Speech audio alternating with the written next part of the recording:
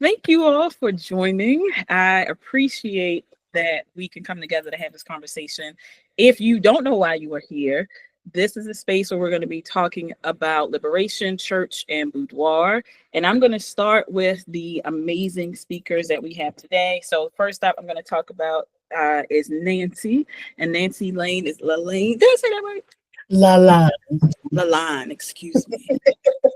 Yes, there we go. And she is from Brooklyn, New York, a native, as she let us know.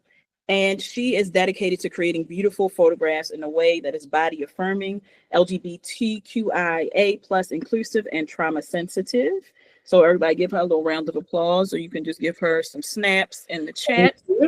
And then we have Latoya Dixon Smith, and she is a mechanical engineer turned boudoir photographer, sex doula, speaker, and feminine. Oh, yep, we got hand claps. Feminine leadership coach based in Greenville, South Carolina. And then we have Dr. Sade, who is a boudoir photographer living in Detroit, Michigan. Her photos focus on Black nerds and other persons of marginal identities with an intention toward telling authentic Black stories. I need to see. This is how I got to put it up like this because I'm trying to read and it's like this on damn self. And then we have Renee. Renee is a Savannah, Georgia-based boudoir and portrait photographer dedicated to helping women over 40 reconnect with their confidence, beauty, and self-worth. So I want to thank you for just being here. I appreciate it because I know that in some parts of the world right now, it's a beautiful day outside, and I appreciate you being here with us. I'm going to start with Renee. And I'm going to start with Renee because I met Renee at the photo cookout in Orlando. I think that's where we first met. Yes. We were seated and we were just talking. We were eating, getting our grub on. And she said something to me that kind of stopped me in my tracks. I am not a person that was raised in the church. That's just not how we were. We went on Easter, Jesus' birthday, all of that. That's when we went.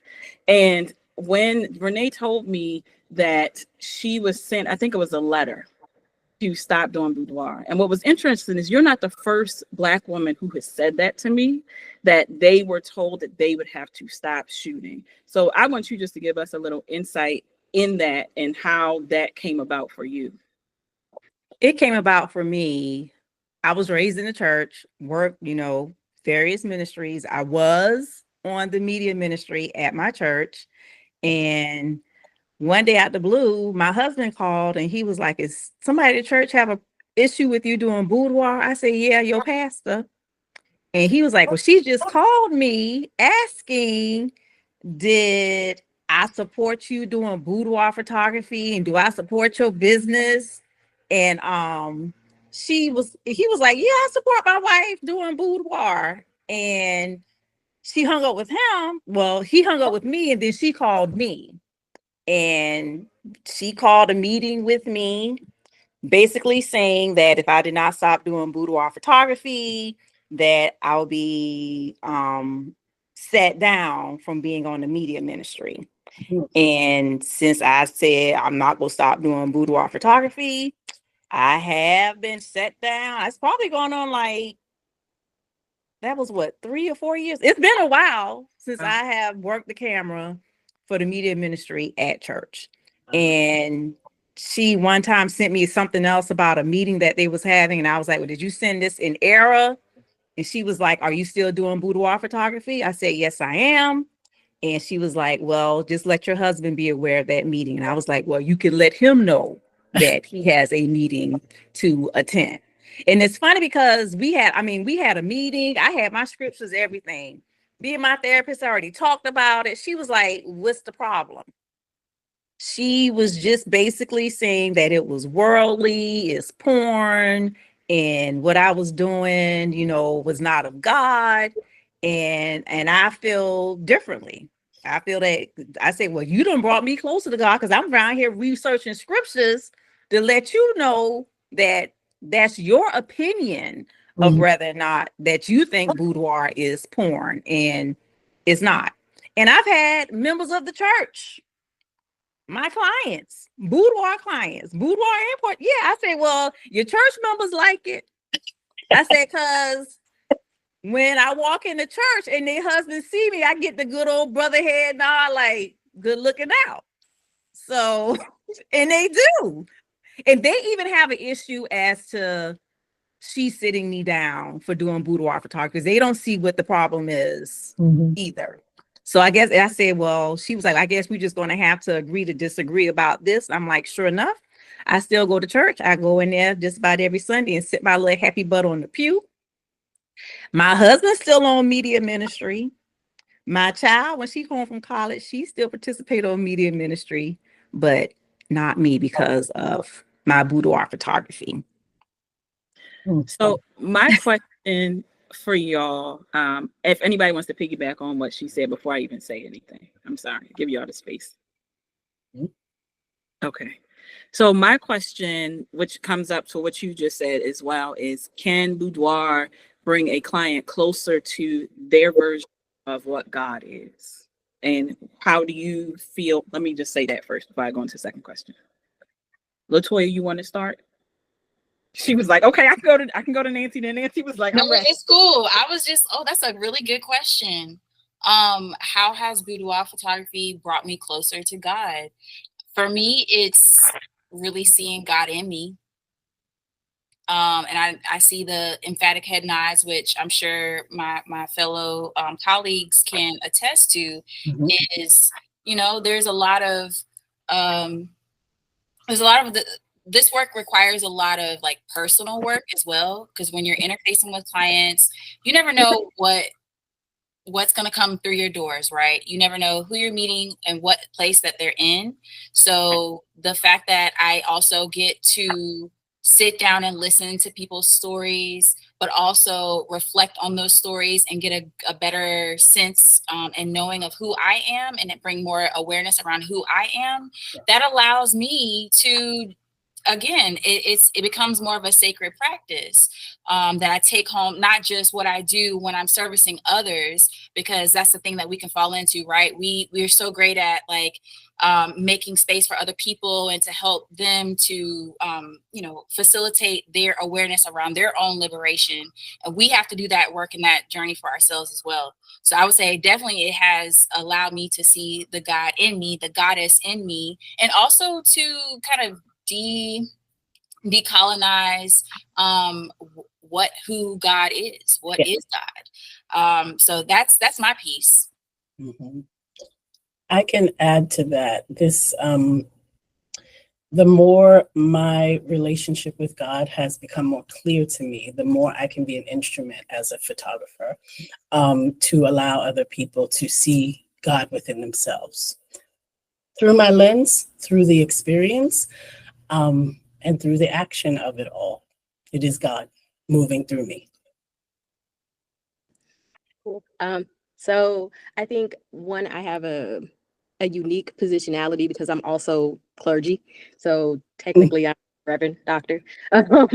And in the Black church, right? So not only born and raised in the Black church, I was also turned out of at least 2 churches for being a woman in ministry, right?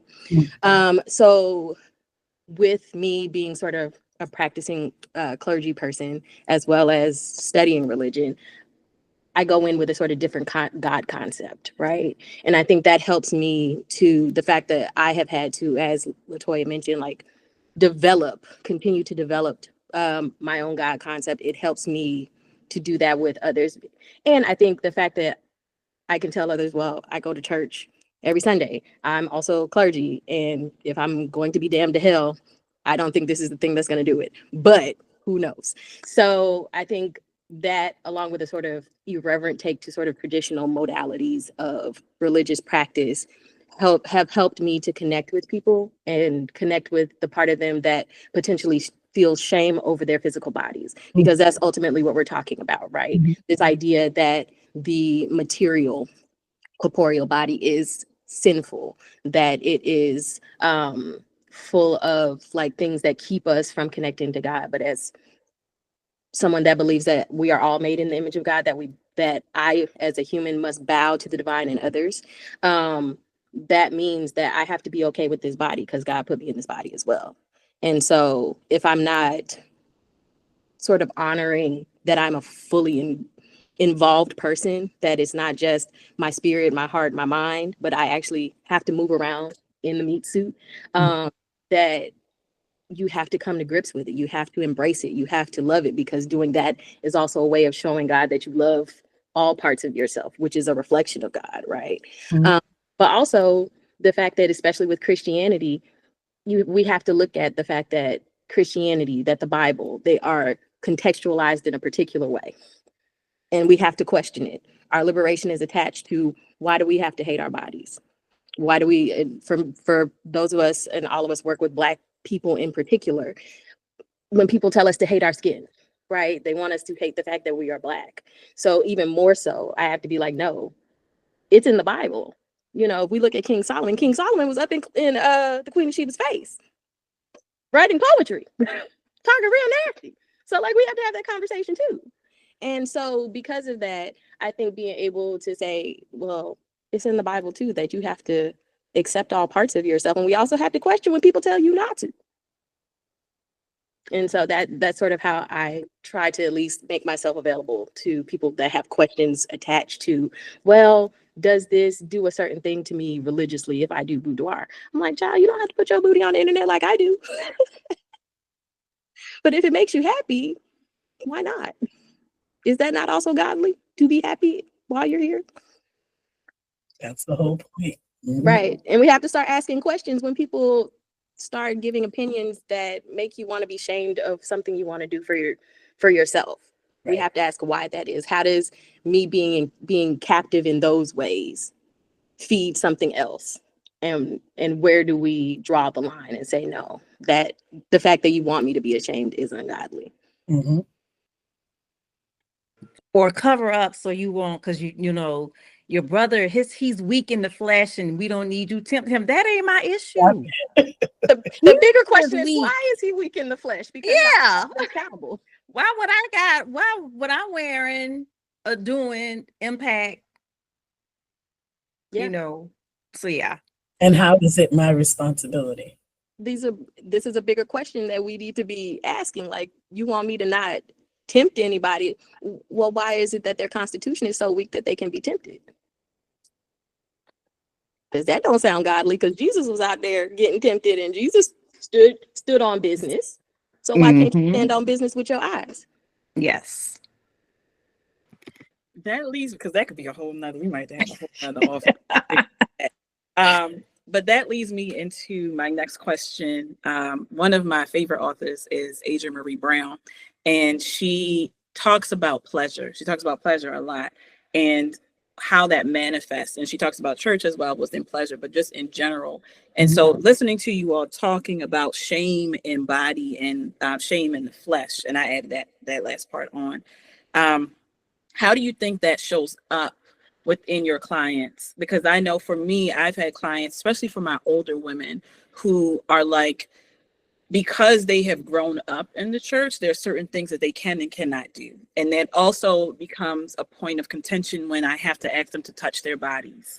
And a lot of that comes from, well, my body, for them, the conversations we've had, their body doesn't belong to them. Their body belongs to, and I say this all the time to people, their body belongs first to their father, then to their husband, but God plays in that role. So God, their father, and then their husband. And so no point at any time in their life have they been able to say, I have body autonomy. And I know that comes up a lot because we know the majority of the Black church is Black women.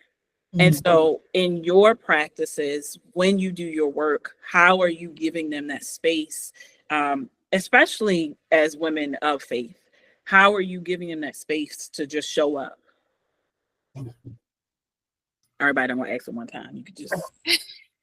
How are we giving them the space to show up? I think in my practice, one thing that I have kind of played around with over the past couple of years is just giving them ways to kind of gradually approach something new, right? We don't want to traumatize people. We don't want to put them in a position where they don't feel safe. So of course, you know, with consent, these things like gently touching yourself, asking them, are you comfortable touching yourself?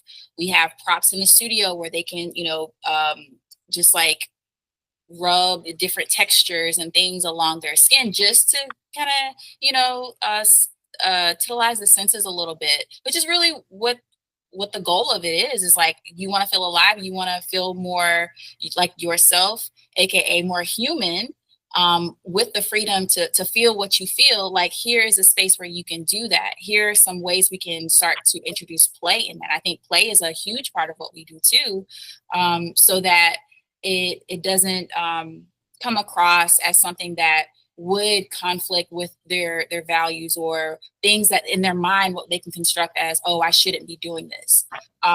There's nothing wrong with that playtime. And so introducing that can be a great way to do that when you're in that experience with them, but also even just having the conversation. I know sometimes it can be awkward depending on, cultural differences, right? So even for me, I grew up in the South. So like, if I'm speaking with an older woman, like I'm going to address her a certain way. And I also have, younger clients, and I will still speak to everyone with respect, but primarily being in the South, you just don't know, right? So we gotta approach it with respect and with understanding of where we are and what the social context is and all those good things.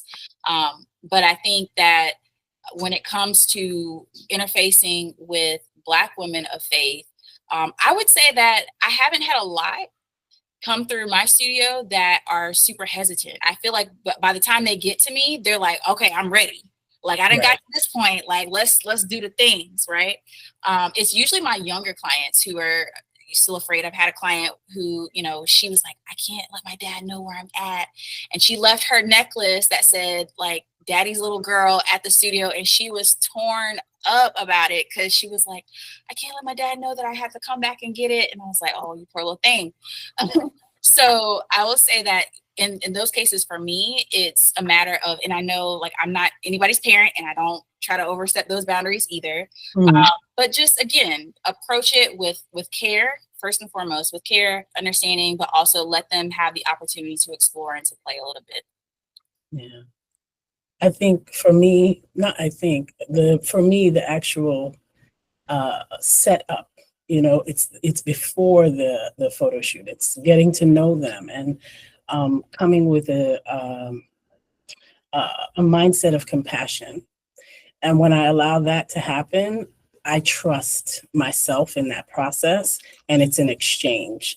And they begin to trust me. So by the time we get into the photo shoot, when I ask for something unusual, it doesn't feel as uncomfortable because they feel safe, or as safe as they can with me. And if they don't, we switch it up, and just whatever makes them most comfortable allows that. So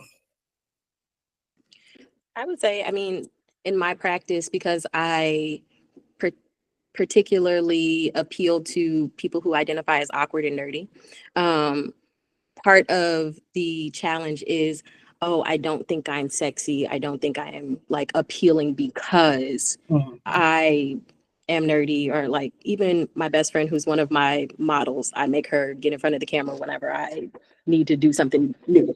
So, and her thing to me was always, I serve cute, not sexy. And I'm just like, really? Because I'm pretty sure that's not quite true. And so I think in my practice, it begins with the fact that I take a lot of self-portraits, and I take a lot of self-portraits with nerdy paraphernalia, in cosplay, things of that sort, to make potential clients feel comfortable. One, that I know how to pose them, especially because I do a lot of people that do exist in bigger bodies, and I myself am in a bigger body. So seeing someone that looks similar to you, especially in build, posed, and they look confident and they look happy and things like that, that helps people be like, oh, I can look like that as well. So the building of trust starts there for me, with the fact that I put myself out there and say, I put my ass on the internet for people to see, right? And in ways that people don't traditionally think of boudoir. So that. And so when my clients come in and we're having those conversations, and I make it a point to have long sit down conversations, like, how do you want to feel? What do you want to look like? Do you want to try this thing? Do you need a sword? Because I have a sword, right? Or would you like to do with I had a client take pictures with crocheting, right? And they were like, I didn't think that would come out really well. And I'm like, girl, yeah, whatever you want to do. So I think giving them those possibilities, that whatever you can come up with, I can work with it. And also just being like, yeah, your body as it is, you got a boudoir body already. How do we want to dress it? What do we want it to look like? Do we need some lights? Like, what do we need? And I think my sort of enthusiasm about whatever you think you might want, I could probably do it, helps my clients to feel like I'm in good hands. This is a safe space. And to, as both Nancy and LaToya said, like talking to your client, asking, well, what parts of your body are you a little bit more hyper aware of? How do you feel about touching yourself? Would a prop help? Would it be better if you did your whole session with a mask on? Would that make you feel safer to be in your body? So it's all about, how do we make sure that you're being present? And then me being who I am, I'm very unserious. So I think bringing that play and laughter in, like, I'm going to crack a joke, I'm going to have music on, twerking in the background with my camera. And those sorts of things help to sort of bring levity to the whole thing, so that my clients are reminded that this is not necessarily a serious thing. This is for you to have fun. Like, the whole experience is for you to have fun, not just to get some real nice pictures. And I think those sort of things help to bring down those defenses so that they can be more present, because it is all about reminding, yeah, you have a body and your body is banging. Whatever you bring in the studio, it's ready. And so those sorts of things have helped me with my clients for them to be like, oh, okay, this will be fine. This was so much fun. I felt so comfortable. And then they see the pictures and they're like, holy crap, that's me. And I'm just like, yeah, girl, I told you. Like, it's good. And so it for me, it really starts with, I guess, how I market myself as a professional is like, you have a space here. And whatever that is, bring it. We're ready for it. I can handle anything you throw at me, just about. I always start off with a series of questions, and on Zoom, or if I even have a chance to meet them face to face, and just talking to them, see where their comfort level is. And it's funny how they will initially come in, they're behind the partition changing. And as the session prolongs, you start seeing them come out with the skimpy outfits. They ain't even changing behind the partition no more. They like, well, I want to do nude, but on your paper, you said you did want to do nude, but I make them comfortable. I have the music playing. Who's your favorite artist, playlist. I'm cutting up because I can be a clown, and they just feel comfortable, and they just take their clothes off and they just feel good. And then when they see their pictures, they're crying and they can't believe that is them. And a lot of my clients, some of them, they come in saying, I want to do this for my husband. But by the time it's over and done with, they was like, oh, this was for me. I'm like, yes, it was for you. Your husband just go get the benefits of it, but this whole experience is for you. And I like when they come to that realization that, oh, I needed this, and this was indeed for me. I loved all those answers. Thank y'all. So my next question, we're going to move into liberation, unless y'all have anything else that you just want to say, just in general, about church and boudoir. You could be a Christian and still do boudoir, photographer or client, and you're not going to hell, and it is not porn. And I done beat that dead horse, and it is what it is. But I still got them ladies from the church calling me to do a boudoir session. Let me just tell you this. So when I first started, all right, I did a Christian women's conference.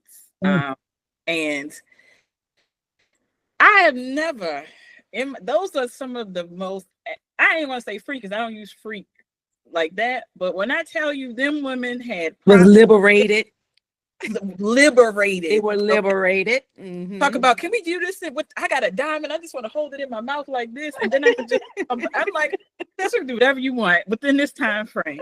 But they were the ones who were ready to just spread it low and lay it wide. Like they were fine with everything. Mhm. It was one of those things where I didn't have any problems with saying, well, do you want to try it? Whatever you want. I'm putting my leg up here. And I'm like, oh yes. That's all you, baby. That's all you.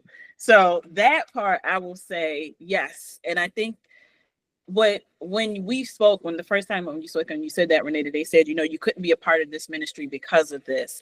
That, even though I am not a part of the church, that hurt me as a Black woman. Like when you said that, that hurt my feelings, because yeah, me being raised in the church and volunteering in different things in the church, and now you saying I can't do nothing, and now you on the pulpit begging for people to join this ministry and that ministry, and fussing about people who not working in the ministry. And I'm like, well, I'm not working.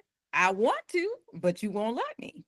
So and a lot of people say, you still go to that church? I'm like, yeah, I still go. I was feeling some type of way, because I'm not a church hopper, but yeah, it was like, can you still sit there and listen to what she's teaching? I'm like, yeah, because I read the Bible for myself.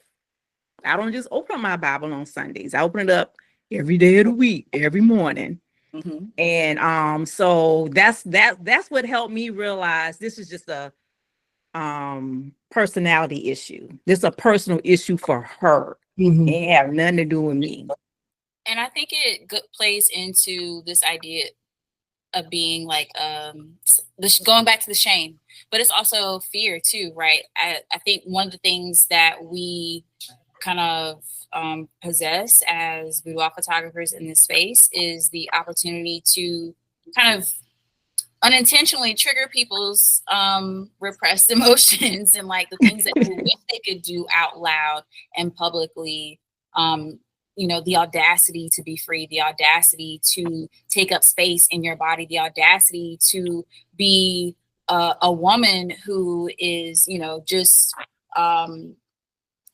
just taking full ownership of who she is, and all of that, everything that comes with that. Because I even have gotten flack from my own family about being a boudoir photographer, coming from a religious family, and I don't get the support that I would like to because of that, because there isn't an alignment of values and things of that nature. But we live and we learn, and we are on this walk. I think the personal walk is really what helps us stay anchored into what we do, because we see that it has nothing to do with our purpose. Has nothing to do with, like, we know, we have this inner knowing that like we are called to do this work. Mhm. Y'all know I have been out of the space and then I came back. Like, it calls you back. And so whenever I am met with resistance because of those things like that, I clock it for what it is. It's just fear and shame dressed up in some Bible, and not even like real verses. It's just like what people think. And we know that we can't move that way, because if we stopped at every turn when somebody said, oh, you shouldn't do this, we wouldn't do anything. We would do the opposite of what we're asking our clients to do, which is to go back into a bubble and a box and hide in fear and shame. That's not what we're here to do. So again, it just kind of challenges that, because we're here to disrupt. We're here to kind of trigger people unintentionally, but maybe intentionally sometimes too.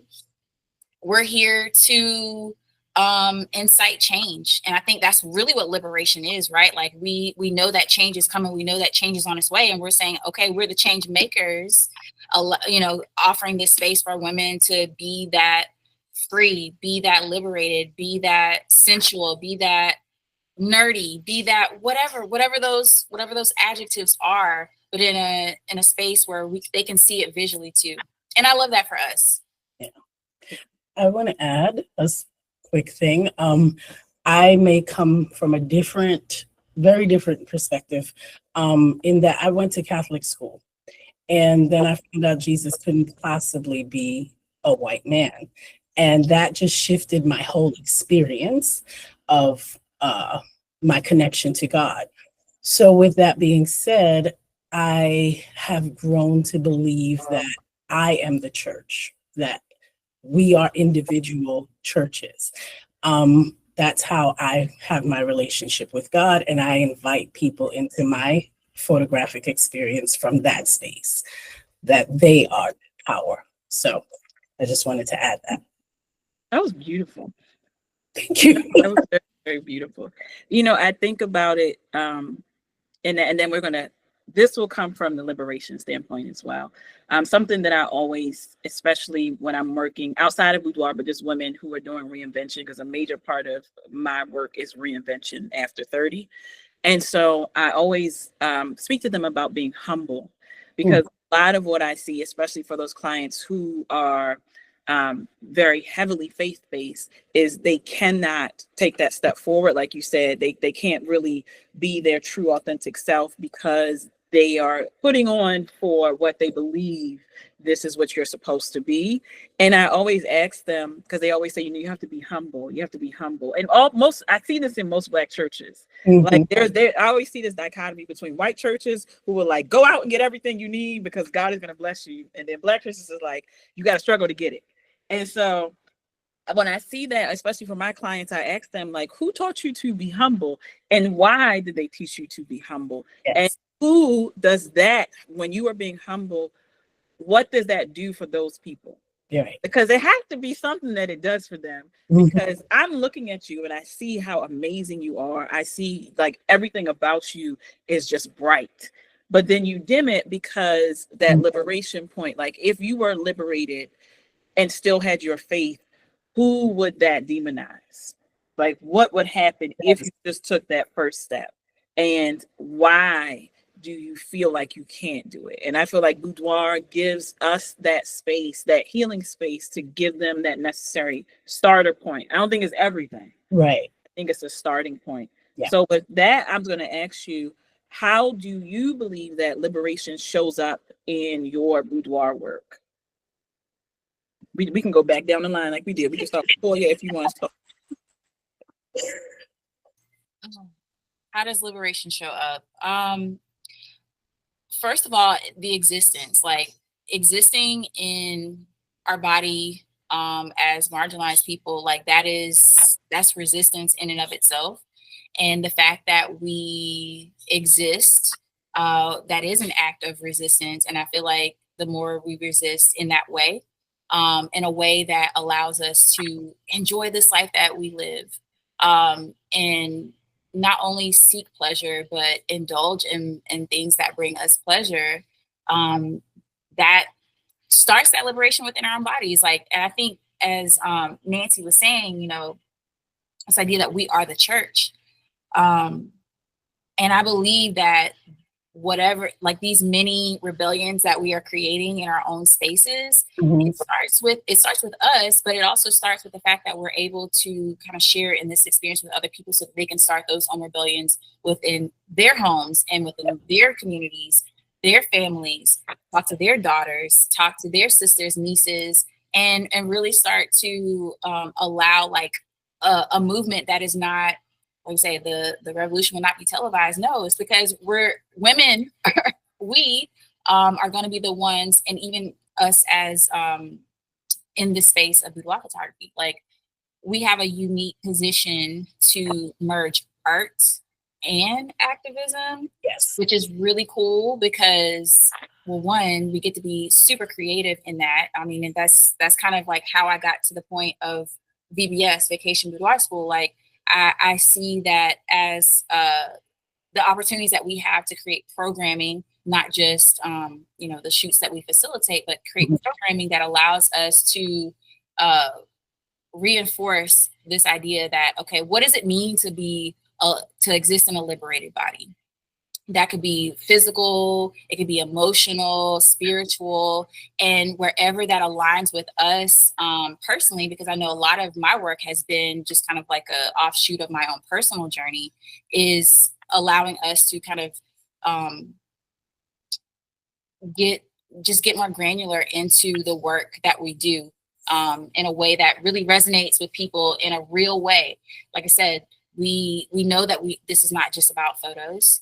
So what is it about? And that gives us the opportunity to go back to our practice to make it very intentional about the type of liberation work that we're doing. Whether it's women who, are coming, your church, the people you go to church with, Renee, or Dr. Charday, the folks who identify as nerdy or quirky or things like that. So I don't know. I just love that there are different angles in which we can speak to that lens of liberation. But as it pertains to kind of the work that I've been doing, it's just allowing the parts of me that I've had to go out and reclaim and decolonize and unlearn, and bringing that back to the practice and saying, okay, not only do I teach this, but I've actually gone through this myself. And when I'm coming from a space, when I'm speaking from a space of experience, and I'm speaking from a space of like embodied leadership, not just, oh yeah, that sounds good. No, I actually live this. Yeah.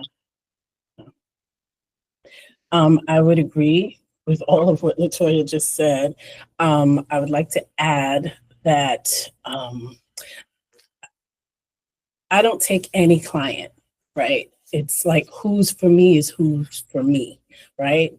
I'm an experience on my own. I sit in many marginalizations, right? I'm disabled, I'm fat, I'm Black, I'm queer, I'm all these things. And I invite all those people as the mirror that I am. And I live a very liberated experience. I'm human, I hurt the same, but I also live to my fullest. And I try to make space for people to see that within themselves.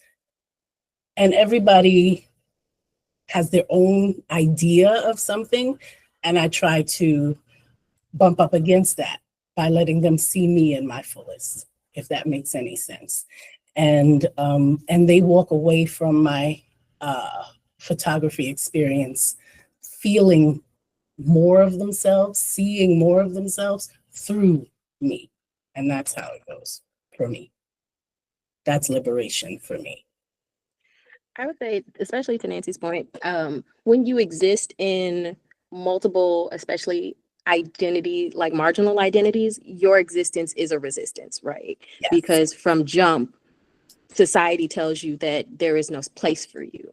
And the mere fact of choosing to live becomes a journey of liberation, because you, by virtue of existence, you bump up against these things and go, oh, wait, no, there's a different way to be because I'm here, right? And I find that in my business, in my practice, I do a lot of gender bending because, again, these ideas, especially around the terms masculinity and femininity, these are cultural constructions. These are societally decided, and everybody has what we're calling masculine and feminine, and you can play with that. Those things are not fixed at all, right? And so I think one of the things for my business has been, one, I do a lot of gender bent cosplay. So I cosplay a lot of characters that are traditionally men, and also open up for more LGBTQIA persons in my business. Like, how do I pose someone who presents femme but is more masked? So like, how do you incorporate posing in that way? So posing has become a sort of really focal point of my business, is that we can pose you, and it's not just being in a bigger body, being in a disabled body, but in a body that does not present as you feel. So like, then how do we play with that? And again, play becomes this big part of liberation, because society does not want us to be happy. Like, part of the captivity is feeling like you have to earn rest, that you have to earn the ability to celebrate yourself, that you have to have done something to be able to be in joy about a thing, rather than being like, I woke up today and I'm feeling real fine, and I'm gonna make sure that somebody looks at my face because it's beat today, right? Or I put that shit on and I look good, and I need somebody to recognize that. And I think that becomes part and parcel to the way the work happens for me, is that what makes you feel the most yourself, right? And I think in my own journey, it's always been about like, how do I lean in to being more myself? And my parents are nerdy, so like I was in an environment where my mom read a lot, right? She's into sci-fi, and she's also an artist. My mom is a visual artist, and so her thing was always like, whatever you want to do, you can try it, just see what happens, but you have to give it some time and let it percolate. Like that was her only stipulation, is that if you tried something, you got to try it for a season.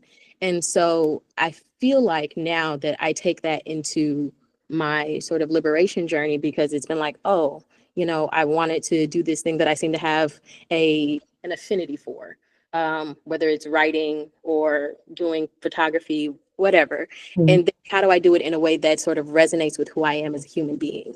And then that becomes, how do I help through my photography someone to see themselves in a much more authentic way? And I find that with most of the people that I've worked with, whether it's cosplayers, models, or my clients, they're always like, wow, you've captured my essence. And I'm like, I'm just showing you what's there. You're being you, and you are in a safe space to feel like you can be you. So that's a gift for me. Yes. Right. And so I think it's all about having a liberated space, which, as Latoya said, starts with your own journey of trying to be more yourself. And like, I think the more that we lean into showing all of the parts of ourselves, the more we find our people. Right. Because again, we don't take every client that comes to us, but the people that are, if you think of this as a ministry, if you want to, the people that are for you will always find you. Yep. Right. And it's just by virtue of us standing up and being like, hey, I'm here. Whenever you're ready, I'll be ready for you. And sometimes that takes a minute, because people need to see you walking it out before they can be like, I too can walk that out. Or this is somebody that will journey with me for at least part of it.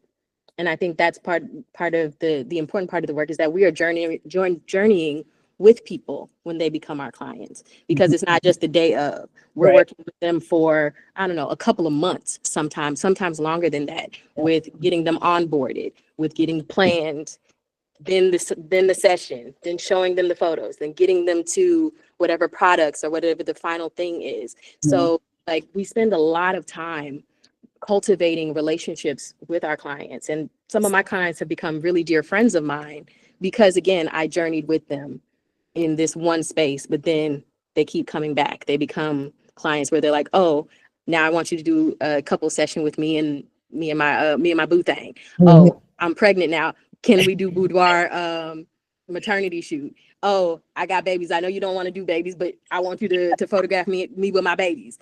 And so again, like, knowing that like this is a journey toward liberation, and we build these communities of liberated people from just showing up as our authentic selves. And I think that's the most important part, is like knowing that our journey helps other people to be on their journey as well.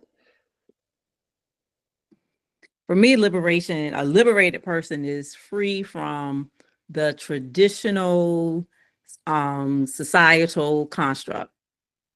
Oh, we always done it that way. Okay, I don't do it that way. And I've always been that child. I'm the second born. We the no limit soldiers. We does not care. We will do it how we want to do it.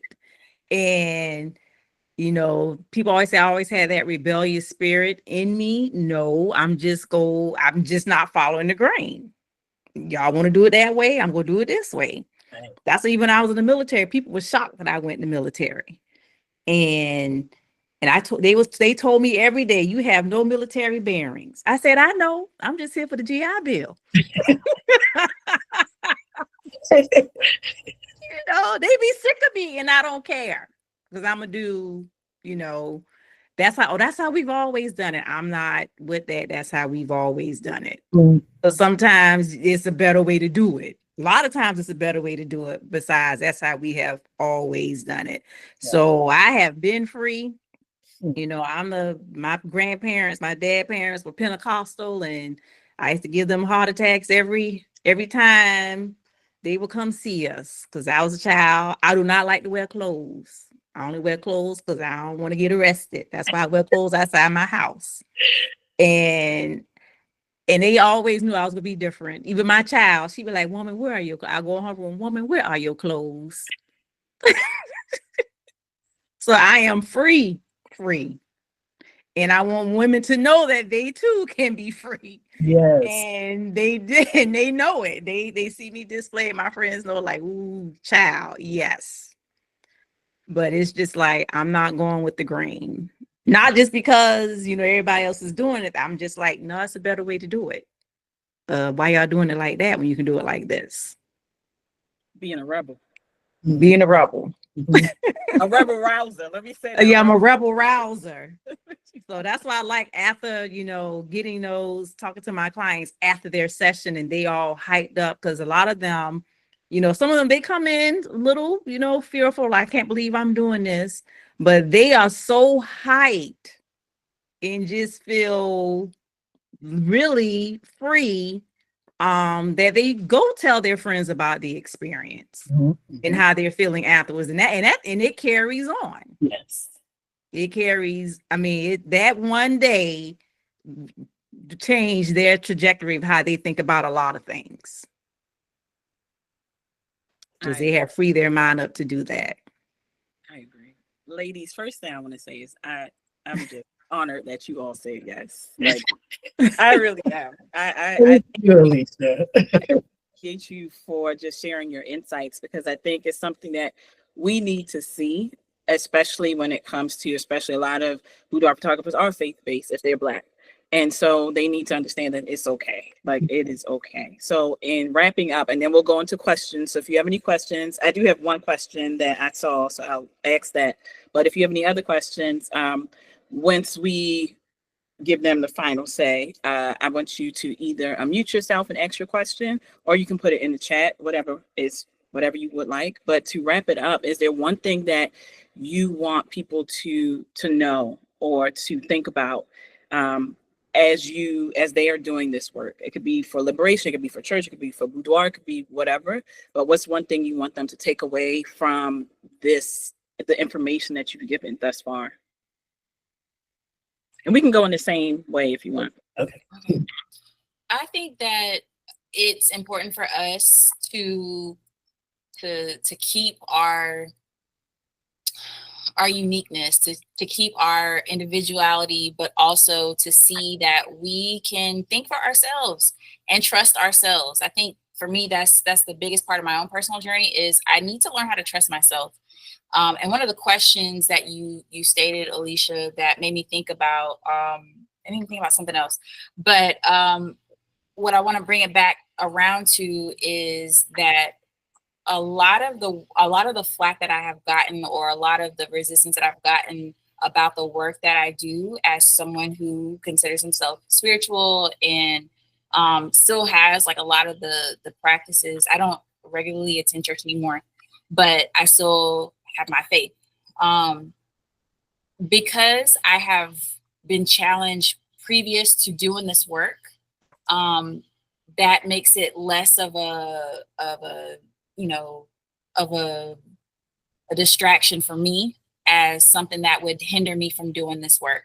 I've already been through that. I've already been through the heartache and the pain of like feeling like, oh, well, because you have done this X, Y, or Z, you are somehow now othered, or not a part of, something that for me is really sacred. Right. Mm-hmm. So having already gone through that, now that I'm here, now that I know more of who I am, now that I have learned to trust my own intuition, to trust my own inner knowing of like, what am I supposed to be doing, and knowing that I don't need anybody else to tell me how to do it, and I can think for myself, and I have my own internal guidance system that helps me to make these decisions, especially when it comes to something very sacred as, communing with your body, communing with yourself, and even opening up your space to allow other people to do the same. That has helped me for sure. So I will say that if anyone who is, maybe feeling a little convicted, but also challenging those convictions, and like you said before, like, where is this coming from?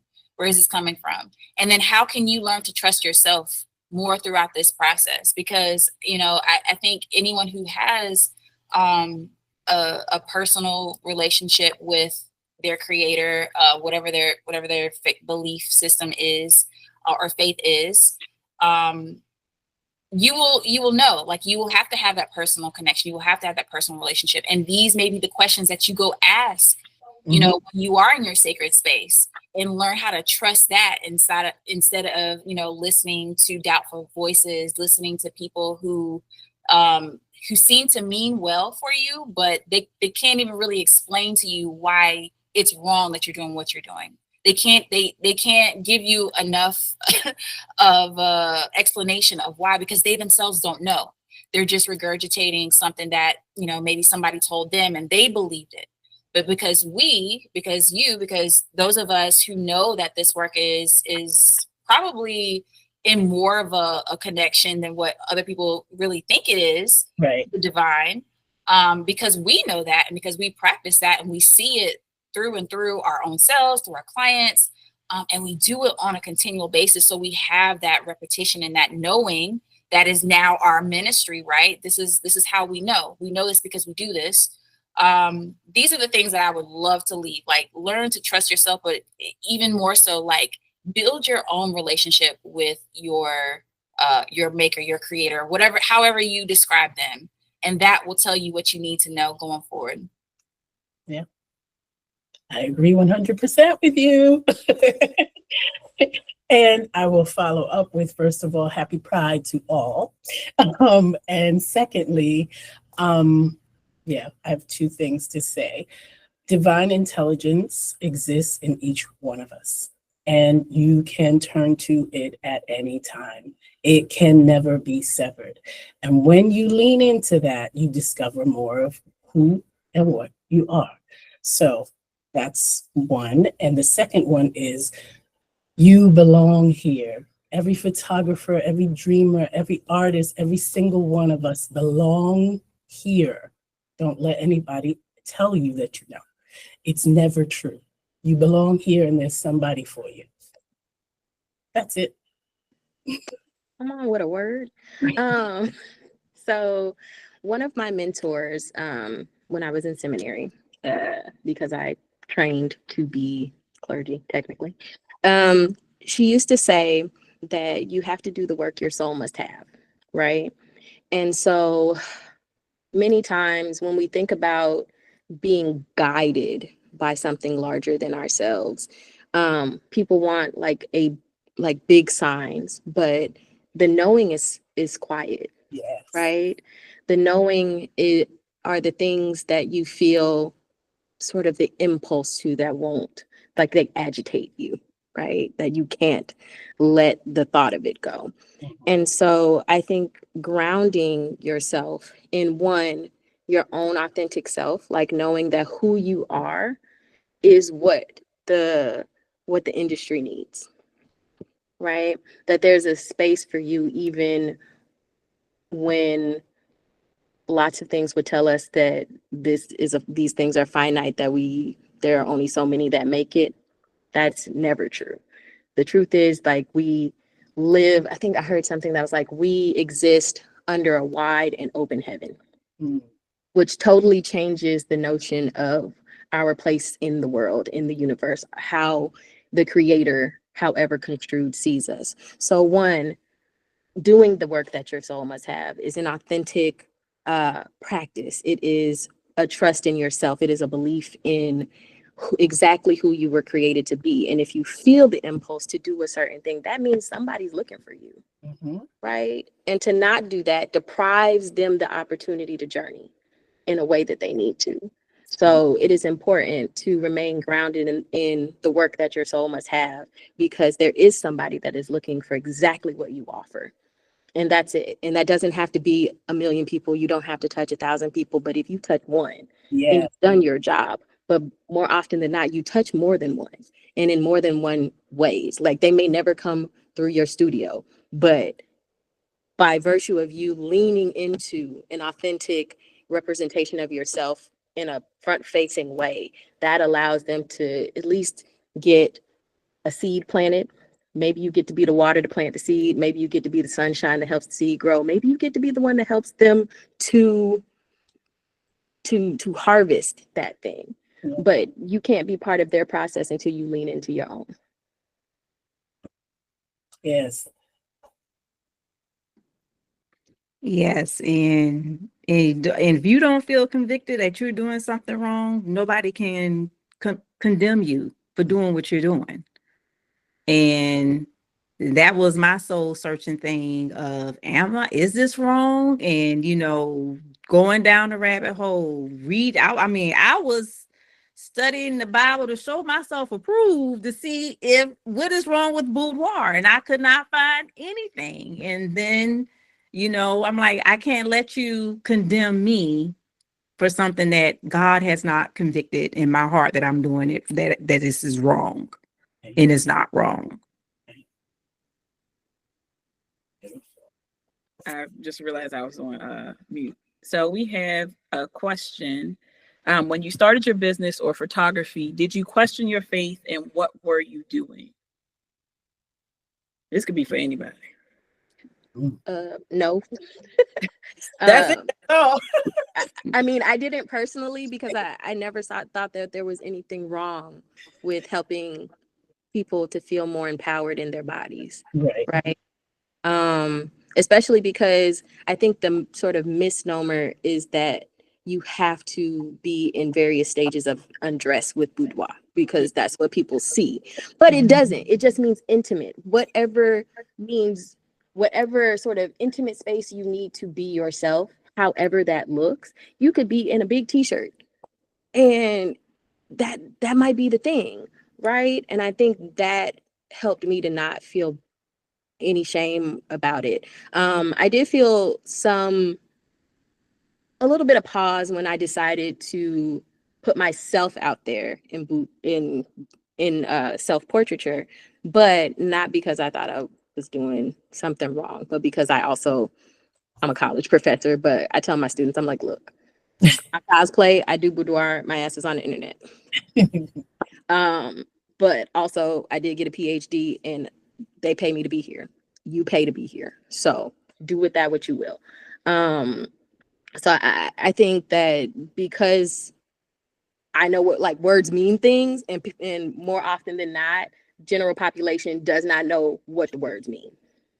So there's a lot of reteaching that happens. And I think because I didn't feel convicted, because you don't necessarily have to be I'm not showing my areolas to the world. And even if I was, that's my business. And that's between me and my creator, not you, me and my creator.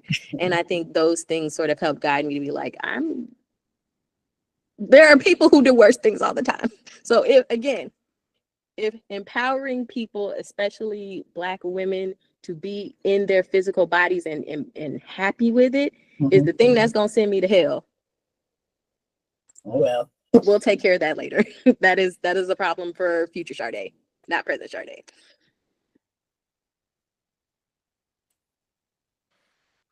Do we have any, or y'all want to answer that, or do we have any other questions? And if you want to take yourself off of mute to ask your question, please feel free. If not, I'm gonna give you about 30 seconds because we right in on time. All right. So first thing I want to say is thank you to everybody who showed up.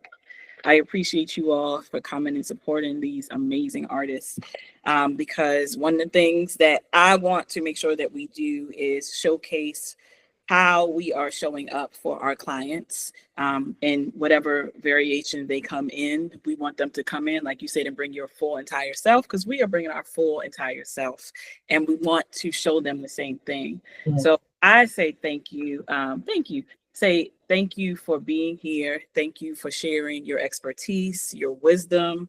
Mm-hmm. I know I got notes. Let me write this down. But that's just me personally. But to wrap it up, any just one word or anything like that you look, yep, okay, yep, notes too. See, we here.